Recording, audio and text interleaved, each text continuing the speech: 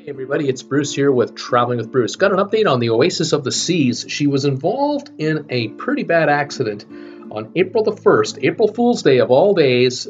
She had an accident in Freeport in the dry dock, and a crane crashed into the back end of the ship, went right across the entire width of the ship, and you can see it laying here in pieces. It looks like one of those huge video screens that were damaged.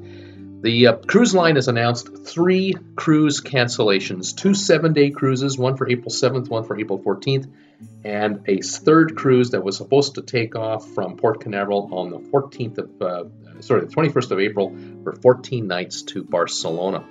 The ship is going to go to Cadiz, Spain instead and get repairs. Hopefully a new screen like this will be able to be installed, but those are special orders. Right now, inspections are being done with the ship overall, including these azipods right here to see if the ship is seaworthy or not. If she's deemed seaworthy, she will head here to Cadiz, Spain, the oldest city in Europe, and the ship will go into dry dock here. The dry dock at this facility is one of the largest in the world. It'll handle the entire ship completely.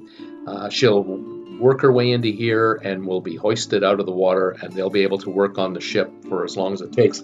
At the moment, it looks like it's a 1-month dry dock, emergency dry dock in Cadiz.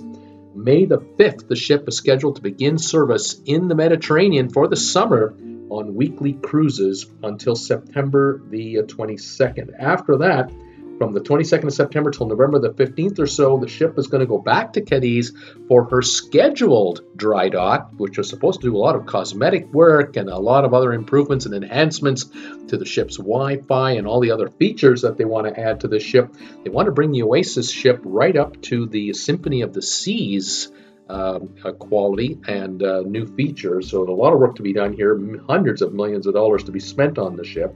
And we'll see if it works out, because she's supposed to return to Miami and begin servicing Caribbean sailings starting November the 24th. In the meantime, all passengers who've lost their cruises have been given a full refund and a full credit against a future cruise with Royal Caribbean. The 8 workers that were injured in the harbor, in the dry dock, 3 have been released from hospital, 5 remain. Hopefully they'll be out shortly.